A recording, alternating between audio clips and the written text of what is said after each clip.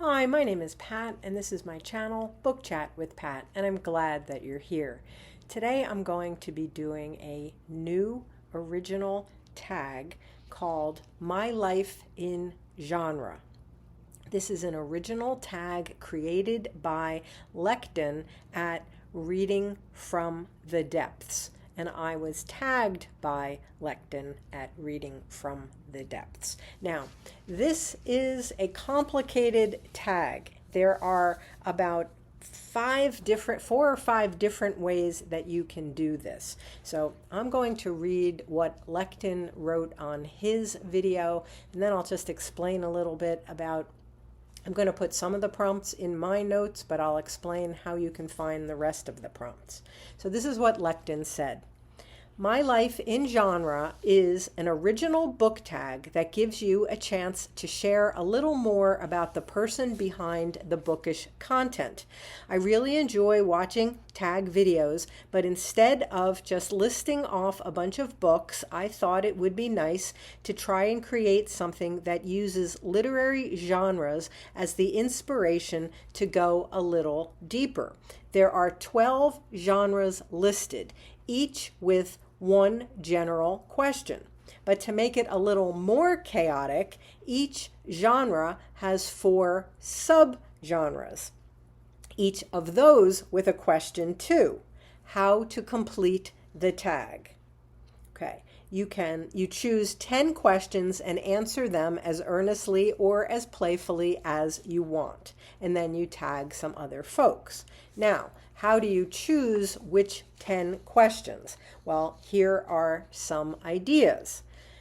You can be a genre agnostic generalist, which means choose 10 genres and answer the general questions that Lekden has created. Or you can be a genre agnostic specialist. Choose 10 genres and answer a question from one subgenre of each. Or you can be genre partisan. Choose your 2 favorite or most read genres and answer all the questions associated with them. Or D, this is the internet, there are no rules, do whatever makes you happy. If you think of a good question to accompany a subgenre that I haven't listed, be sure to tag me in your response and I will add it to the list.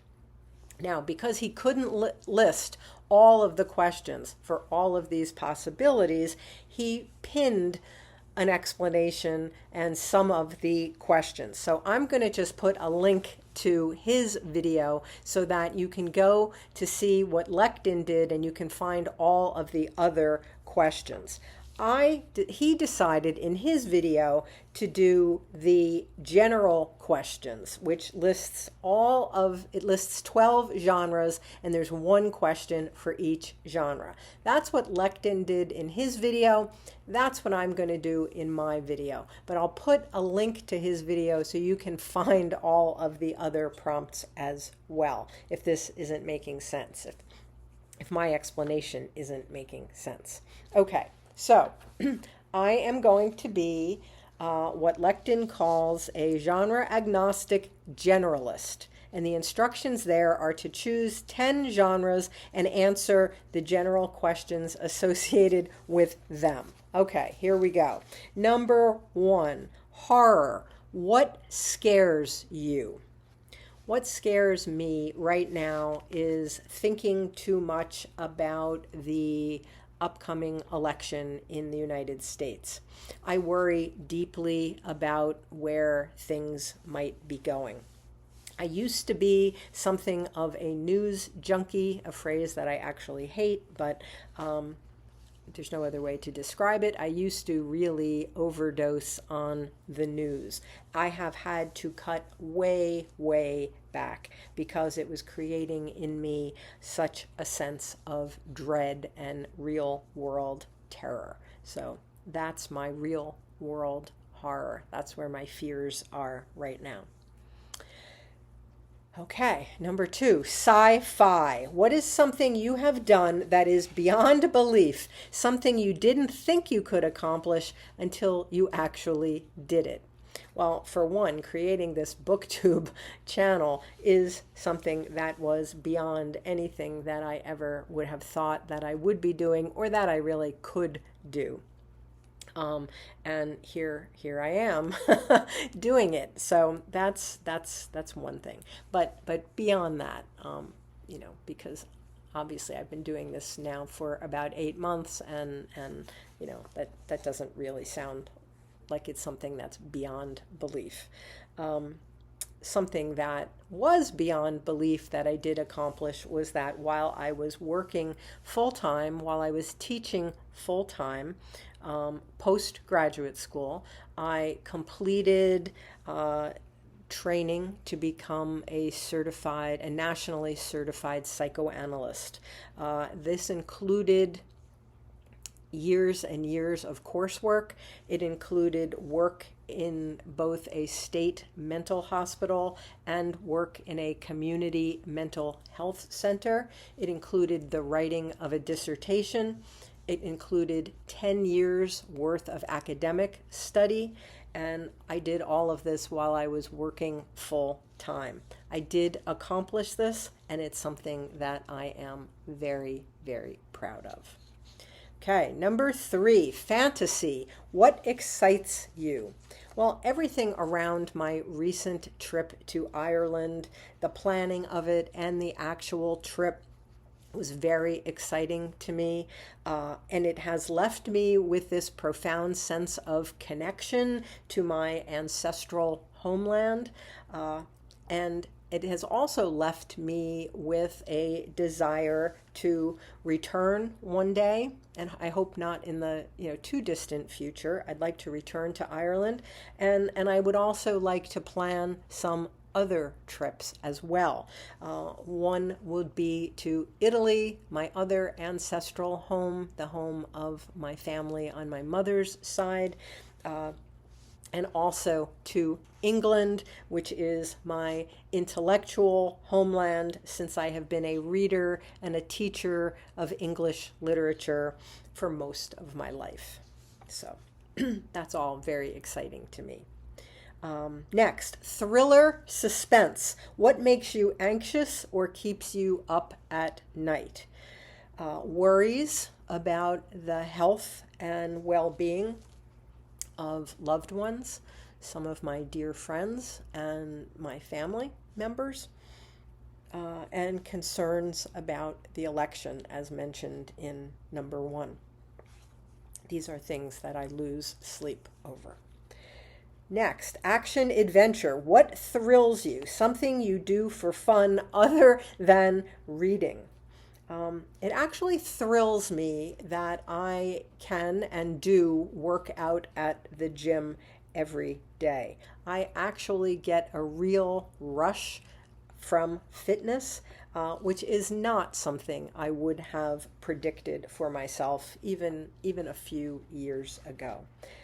Even on days when I don't want to go to the gym, I know that I'm going to feel great afterwards, and so I go 6 days a week. Next, mystery and crime. What aggravates you? A problem you have to remedy every time it comes up.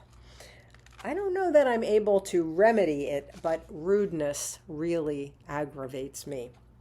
People in workplaces that I have to deal with that don't know how to make even basic civil conversation, that really aggravates me, and I have not figured out a remedy for it, but I do feel compelled to engage such people in conversation, almost to force them to interact with me.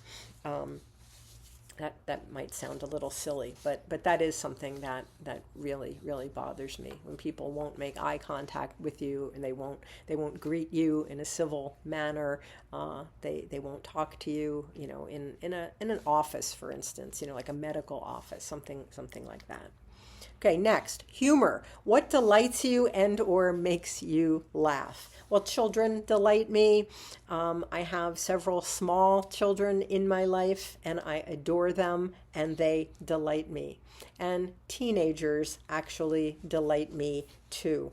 I think I had such a wonderful time as a teacher of teenagers for almost 40 years because they made me laugh every day. And I think they kept me young, at least young at heart. I also have a best friend who sends me funny texts throughout the day. Some of them are texts making fun of me for buying books. Some are of a political nature, and we've decided that that's the way we are surviving this season. They absolutely delight me and they make me laugh. And there are a lot of things here on BookTube that also delight me and make me laugh. And I always tell people in their comments when that has occurred. I leave people comments or send them private messages, but I want people to know when they make me laugh out loud, like almost spit my coffee across the room, laugh. That's pretty delightful. Next, romance. What is your platonic or romantic love language? I'm thinking of a quote that I used to have hanging in my classroom, and I'm not going to get it exactly right, but it was a Maya Angelou quotation about how people will not remember what you did or what you said, but they will always remember how you made them feel. I don't always find the world to be a very kind place, and I try to be kind no matter what. You know, it's that do unto others. It's a very real thing. That's certainly how I live, how I try to live my life. People will remember how you made them feel. Next, nonfiction. What inspires or motivates you? The memories of my parents and all of my deceased loved ones, and I have many. I am inspired and motivated by them. As a teacher for almost 40 years, I always held in my mind and my heart the very best teachers that I had in high school, in college, in graduate school, and in postgraduate school. Those people are still living very actively in my heart and my mind, and they are motivation to me, even now that I'm retired. Next, anti-normative fiction. In what areas of your life do you swim against the stream? I do not give in to society's expectations about age. There are not a lot of people in my age group making BookTube videos. There are also not a lot of people in my age group working out at the gym every day, but I keep showing up.